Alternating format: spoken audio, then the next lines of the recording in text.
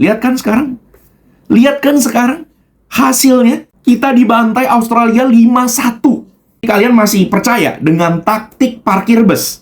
Kalian masih percaya dengan taktik STY 3-4-3? Kalian bisa lihat sendiri, Australia itu menggunakan taktik 3-4-3 loh. Sedangkan kita menggunakan taktik 4-3-3 karena kita pengen agresif menyerang. Tapi ketika terlalu agresif, yang terjadi adalah apa? Kebobolan. STY mempertahankan, membangun timnas Indonesia selama 4-5 tahun. Clifford baru bangun timnas 2 hari. Latihan juga sangat-sangat minim. Ini chemistry nggak bisa dibangun hanya sekejap. Chemistry ini harus dibangun dengan fondasi yang tepat. Semua sudah terlanjur. Kita harus melihat progresnya nanti pas di Bahrain. Jujur kalau kecewa. Ada yang bilang alasannya karena bahasa. Buktinya, kalau ini masalah bahasa, kenapa anak-anak bisa ngerti apa yang diarahkan STY?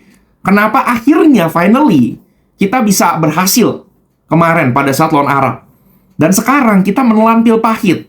Padahal pada saat STY, Australia ditahan imbang sama kita. Gua nggak akan menggunakan strategi yang benar-benar 180 derajat diubah. Total football. No. Tapi ingat, mindset anak-anak yang sudah dibangun adalah timnas pemain lamanya dari didikan STY. Jadi yang harus kita lakukan adalah, kita jangan melakukan perubahan, tapi keberlanjutan programnya STY.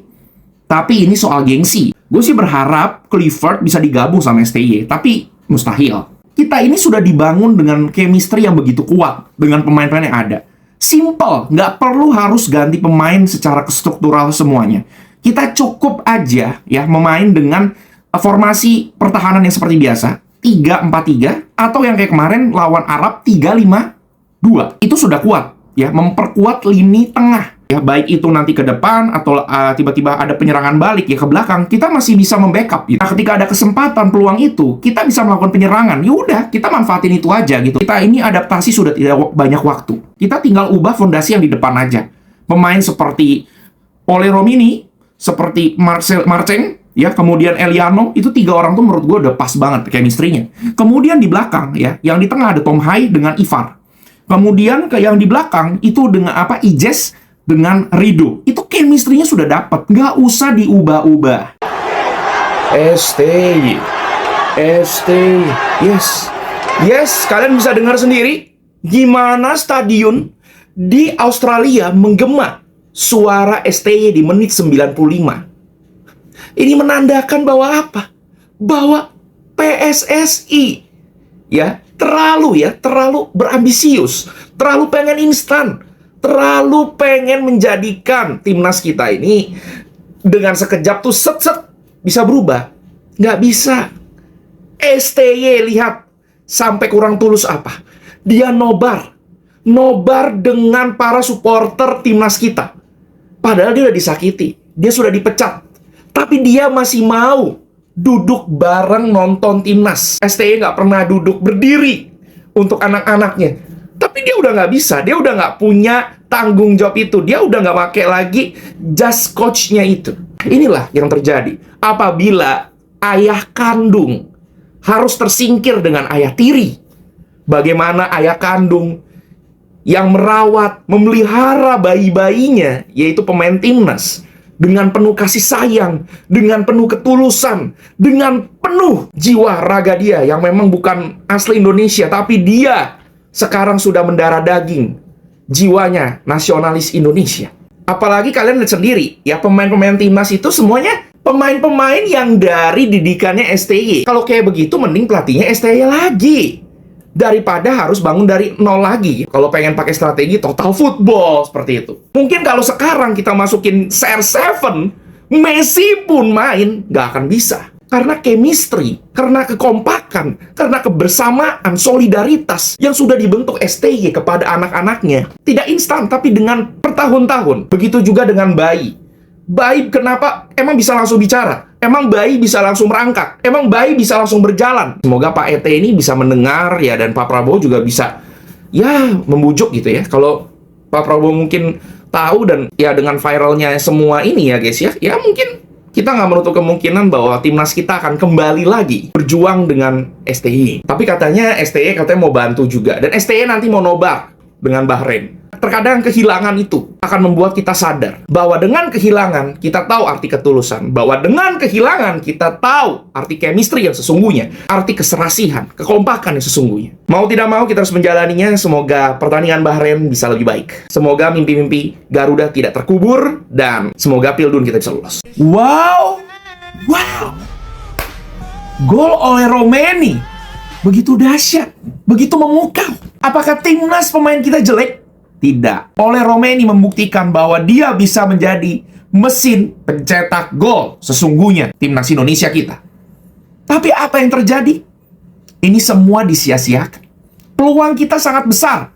Eliano hampir saja melakukan pencetakan gol juga.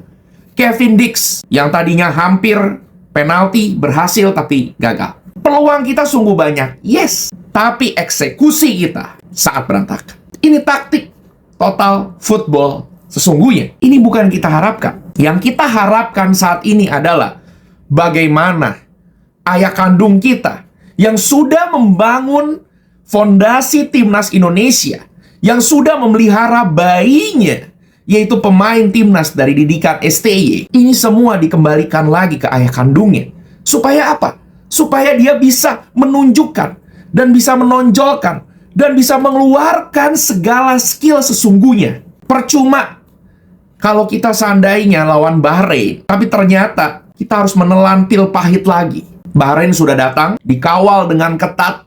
Mereka sepertinya sedang ketar-ketir. Mungkin nggak terlalu ketar-ketir karena melihat hasil dari Australia yang, wow, sungguh mengejutkan ya. 5-1 dibantai, dan ini sejarah besar. STY Australia hanya dibantai 4-0. Tapi setelah itu STY berbenah dan menganalisa cara yang tepat supaya bisa mengalahkan Australia dengan baik. Dan buat apa kita beli tiket ke GBK mendukung Indonesia kalau kita hanya melihat lagi kalau Indonesia akan dibantai Bahrain? Itu jangan sampai terjadi. Kasihan yang udah beli tiket jor-joran mahal-mahal, sakitnya tambah sakit.